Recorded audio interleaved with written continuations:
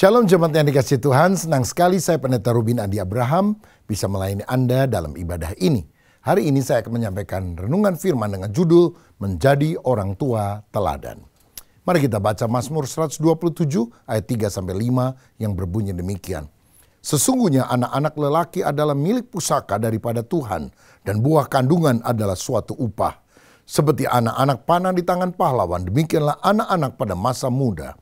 Berbahagialah orang yang telah membuat penuh tabung panahnya, dengan semuanya itu ia tidak akan mendapat malu apabila ia berbicara dengan musuh-musuh di pintu gerbang. Saudara-saudara, dalam kehidupan ini ada banyak pergumulan yang kita harus hadapi. Tetapi salah satunya adalah bagaimana caranya saya menjadi orang tua yang baik, yang bisa membesarkan anak di zaman modern ini. Anak adalah milik pusaka dari Tuhan, tapi kalau tidak diarahkan, anak malah bawa celaka di dalam kehidupan kita. Tanggung jawab sebagai orang tua sangat berat, dan orang tua yang baik harus mempersiapkan sedini mungkin anak-anaknya untuk menjadi orang-orang yang berguna. Nah, jika demikian, apa yang harus kita lakukan sebagai tanggung jawab kita orang tua untuk mendidik anak dengan baik? Ada 5 hal yang saya mau bagikan. Yang pertama, kita harus menciptakan suasana rumah yang baik. Ada sebuah ungkapan berkata, charity begins at home. Kebajikan itu dimulai dari rumah tangga. Sebab apa yang anak rasa di dalam rumah akan menentukan pola hidupnya dalam berhubungan dengan orang lain. Jika anak dibesarkan dalam keluarga yang penuh dengan kritik, maka dia akan belajar mengutuk. Kalau anak dibesarkan dalam suasana permusuhan, dia akan berkelahi. Dia akan iri hati, dengki, kepahitan. Tetapi kalau dia mendapatkan dukungan, dia akan percaya diri. Dia belajar merasa diterima. Dan kalau anak dibesarkan dalam suasana kasih, dia akan merasa akrab dan dunia menjadi tempat yang indah untuk didiami. Saya percaya bahwa Allah seringkali berduka melihat anak dibesarkan dalam keluarga yang penuh dengan pertengkaran, penolakan. Bahkan ada anak yang ditolak dari sejak dalam kandungan karena kehadirannya tidak diinginkan, berusaha diaborsi. Saudara, anak kalau mau diaborsi itu cacat. Kalau bukan cacat fisiknya, cacat secara mental atau spiritual. Dan kita perlu bertobat dan minta Tuhan memulihkan kondisi kita. Saudara, seringkali ada anak-anak yang mendapatkan perlakuan kasar, semena-mena, sehingga akhirnya dia menjadi anak-anak pemberontak.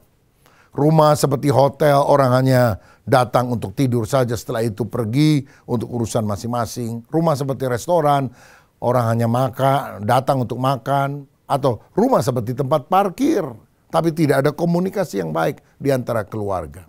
Ada seorang remaja pernah berkata, "Papa saya tidak pernah ngajak saya bicara, kecuali kalau dia marah.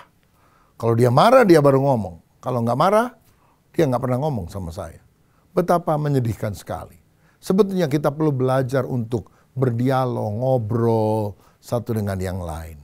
Saudara, suami dan istri perlu belajar berkomunikasi dengan baik. Tidak dengan suara tinggi, marah-marah, tapi dengan nada suara rendah. Dan kalau keluarga hidup sederhana tapi penuh dengan kasih, di sanalah berkat damai, sukacita, keharmonisan akan Tuhan berikan dalam hidup kita. Jadi pastikan keluarga kita adalah keluarga Kristen yang takut akan Allah dan taat akan firman Allah, sehingga kita mengalami suasana hadirat Tuhan di dalam keluarga kita. Tidak ada keluarga yang sempurna, tapi kita harus mengupayakan keluarga kita menjadi tempat bernaung yang aman, yang penuh damai bagi seluruh anggotanya. Yang kedua, tanggung jawab kita sebagai orang tua adalah mendidik anak dengan baik. Banyak orang tua berpikir bahwa cukup kalau dia kasih makan, kasih pakaian, selanjutnya mereka sibuk bekerja dan tidak mendidik anak, sehingga anak terlantar belajar banyak hal dari teman-temannya dan akhirnya terjatuh dalam pergaulan yang tidak baik.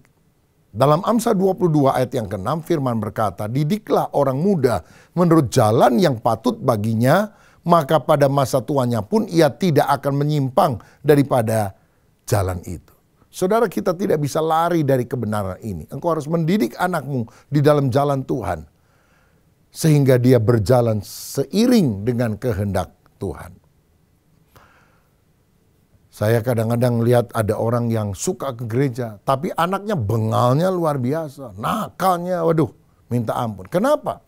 Karena orang tuanya baik, tapi tidak pernah mendisiplin anaknya. Padahal Allah sendiri mendisiplin anak-anaknya.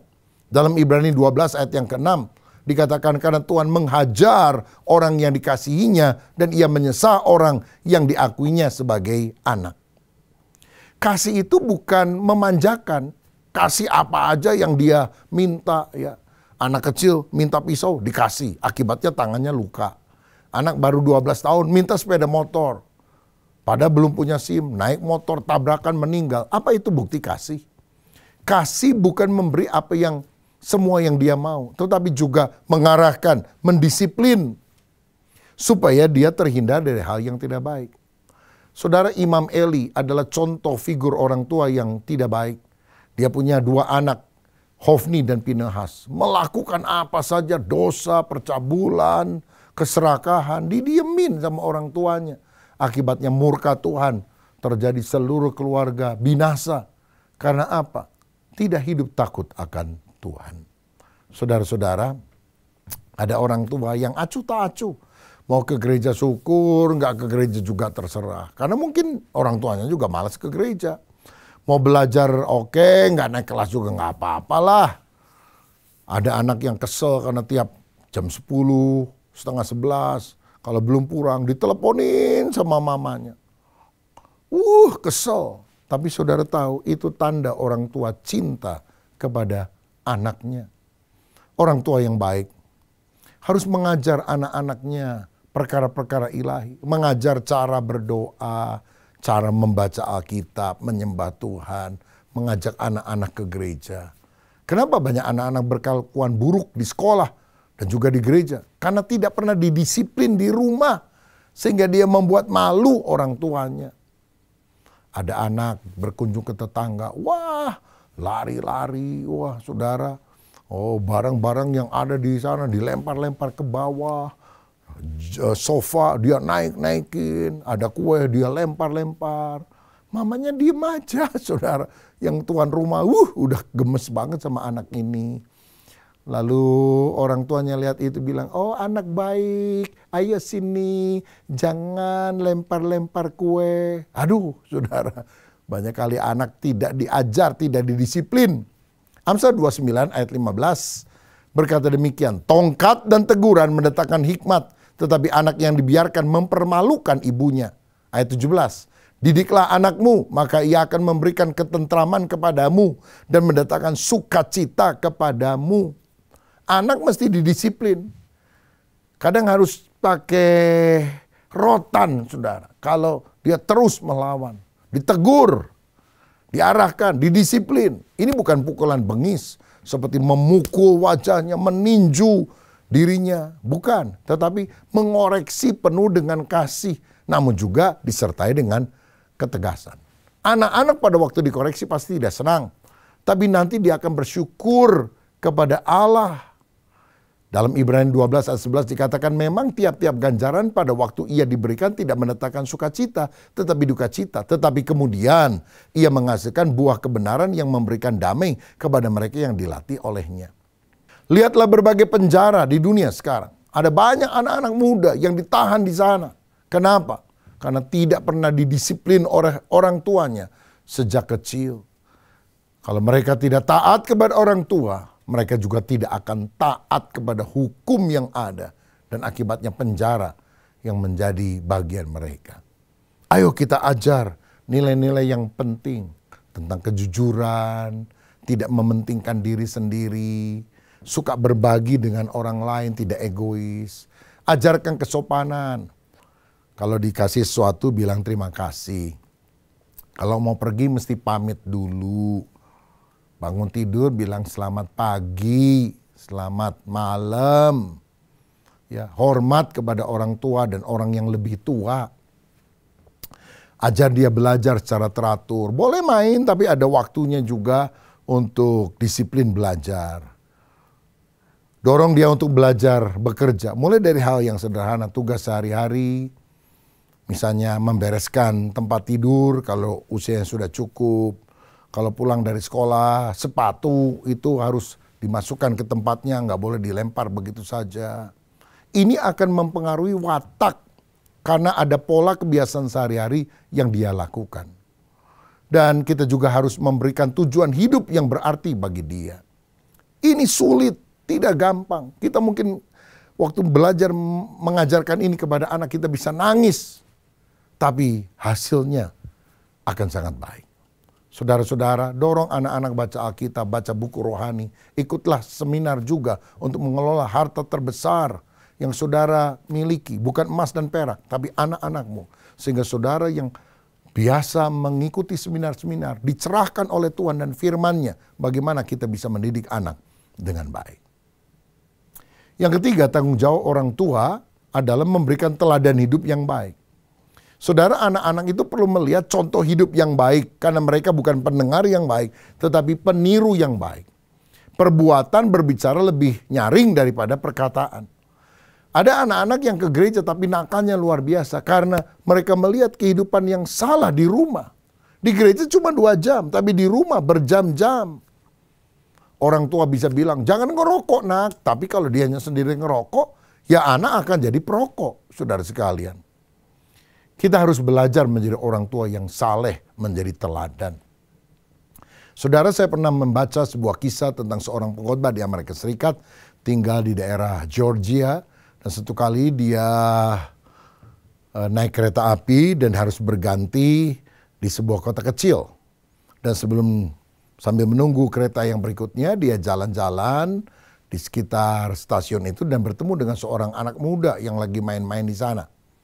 Nak, apa kamu suka ke gereja? Dia tanya. Oh tidak pak, saya tidak suka ke gereja karena orang tua saya juga nggak pernah nyuruh saya ke gereja. Dan lagi pula orang tua saya bilang ada banyak orang-orang munafik di gereja. Jadi buat apa saya ke gereja? Sekian tahun kemudian pendeta ini dilantik menjadi pendeta di kota kecil itu.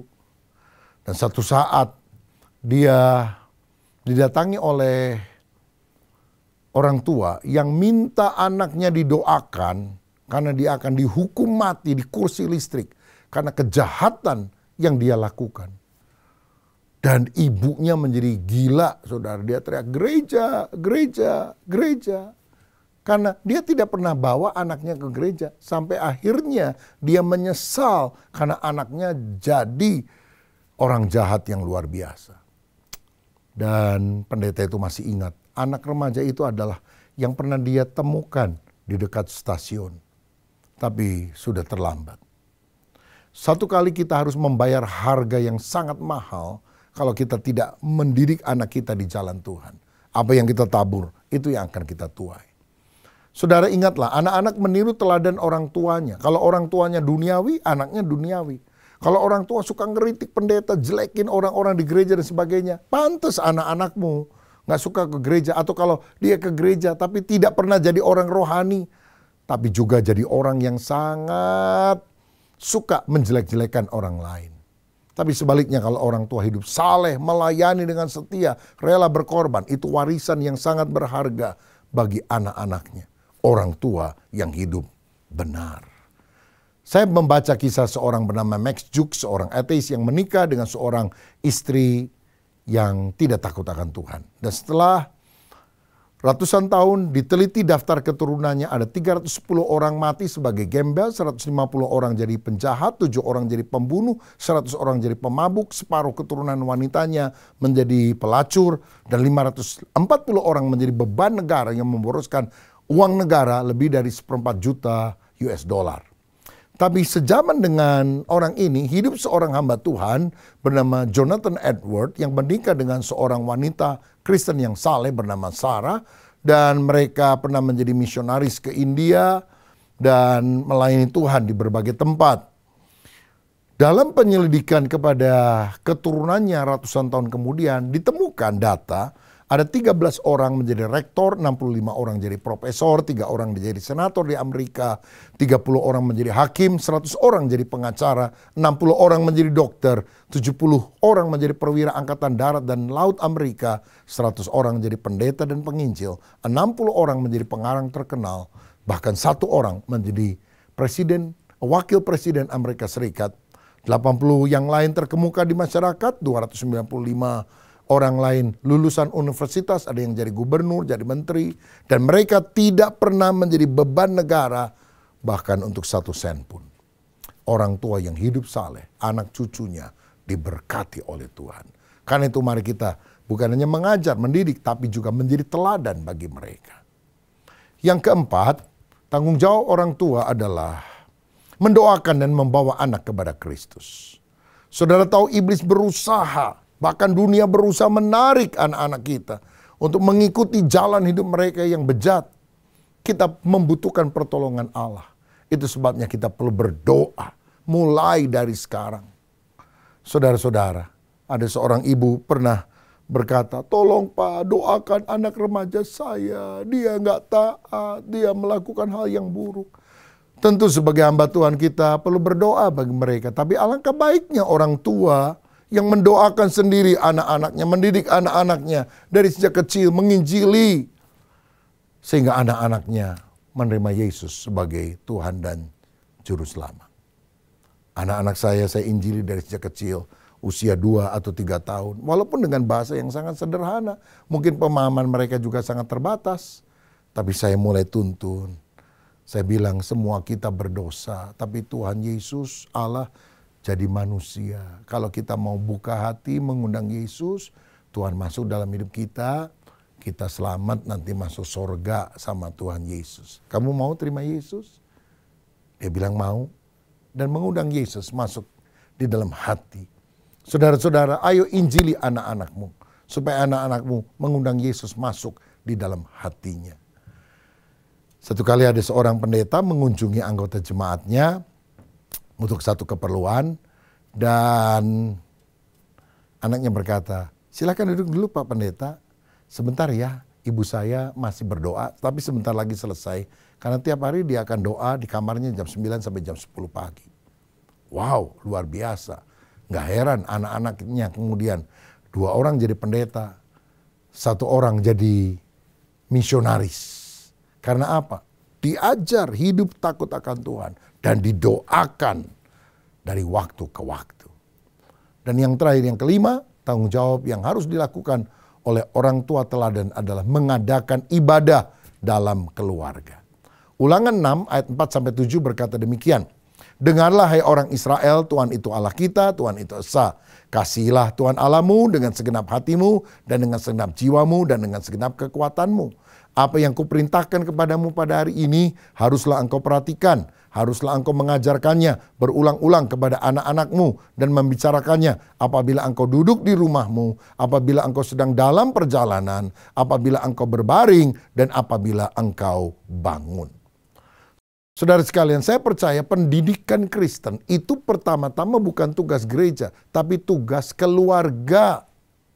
Membawa anak ke sekolah minggu itu baik, tetapi justru mengajarkan nilai-nilai rohani pertama-tama harus dimulai dari keluarga.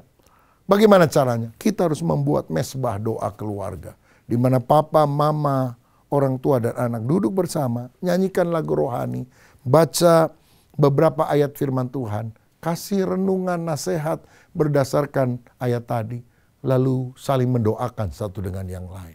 Lakukan ini dari waktu ke waktu.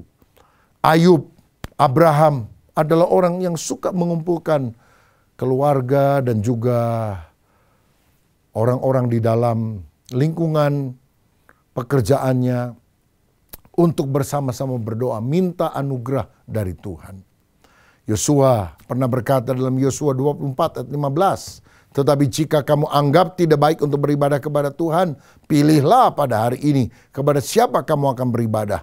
Allah yang kepadanya nenek moyangmu beribadah di seberang sungai Efrat, atau Allah orang Amori yang negerinya kamu diami ini. Tetapi aku dan seisi rumahku kami akan beribadah kepada Tuhan. Inilah yang harus menjadi tekad dari setiap orang tua. Aku dan seisi rumahku, aku akan beribadah kepada Tuhan. Ayah harus menjadi kepala rohani. Karena perintah untuk mendidik anak pertama-tama diberikan kepada bapak. Ibu menjadi penolong. Allah akan menuntut tanggung jawab daripada orang tua. Apakah anak-anak yang dititipkan pada keluarga sudah dididik dengan baik? Karena itu doakanlah anak. Injililah anak. Ceritakanlah cerita Alkitab kepada anak. Sharing norma-norma Kristen kepada anak-anak kita. Buat altar keluarga. Nyanyi bersama, baca firman bersama, renungkan firman, berdoa bergiliran. Sehingga keluarga kita sudah terbiasa untuk perkara-perkara rohani. Cucu saya yang pertama, 4,5 tahun. Dari sejak 2 tahun, papa mamanya mengajar dia untuk baca Alkitab. Saudara, Alkitabnya Alkitab gambar bahasa Inggris. Pertama dibacakan. Tapi usia 3 tahun lebih. Ini anugerah Tuhan. Dia mulai bisa baca dalam bahasa Inggris. Dan dibuat jurnal. Jadi setelah selesai baca 1 halaman bergambar atau 2 halaman. Maka dia harus menulis 1 kalimat singkat. Apa yang dia baca pada hari itu. Misalnya, Tuhan Yesus memberi makan 5.000 orang dengan 5 roti dan 2 ikan. Dia tulis. Dan seringkali dia tulisnya dalam bahasa Inggris, saudara. Saya percaya ini nggak mudah. Tapi kalau kita lakukan dari sejak kecil kepada anak-anak kita. Oh, anak-anak kita akan hidup takut akan Tuhan. Bapak, Ibu, Saudara, apakah ada di antara kita yang merasa, aduh, kenapa saya tidak mendengar kebenaran ini dari sejak awal? Mengapa anak-anak saya sekarang menjadi liar, jauh dari Tuhan? Masih ada kesempatan untuk anak-anak balik kepada Tuhan. Doakan, tarik mereka dari jalan yang sesat. Beritahukan bahwa Engkau mengasihi mereka. Minta mereka datang kepada Tuhan. Dan walaupun ini tidak mudah, tapi waktu saudara berdoa, berusaha, berbicara, menabur benih kebajikan, engkau akan melihat anak-anakmu akan kembali kepada Tuhan. Siapa di antara saudara yang hari ini mau berdoa supaya keluarga kita dipulihkan, anak-anak kita hidup takut akan Tuhan? Mari tundukkan kepala. Bapa, terima kasih buat kebenaran firman-Mu.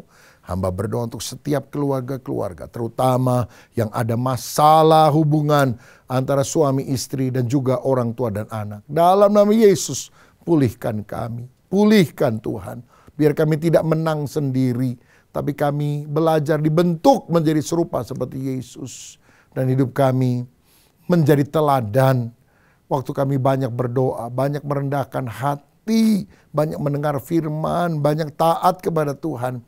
Di sanalah Tuhan akan memulihkan keluarga kami. Kalau ada kuasa dosa, kuasa setan yang berusaha mengganggu keluarga kami hancurkan dalam nama Yesus. Dan biarlah kasih karunia Tuhan melimpah dalam hidup kami.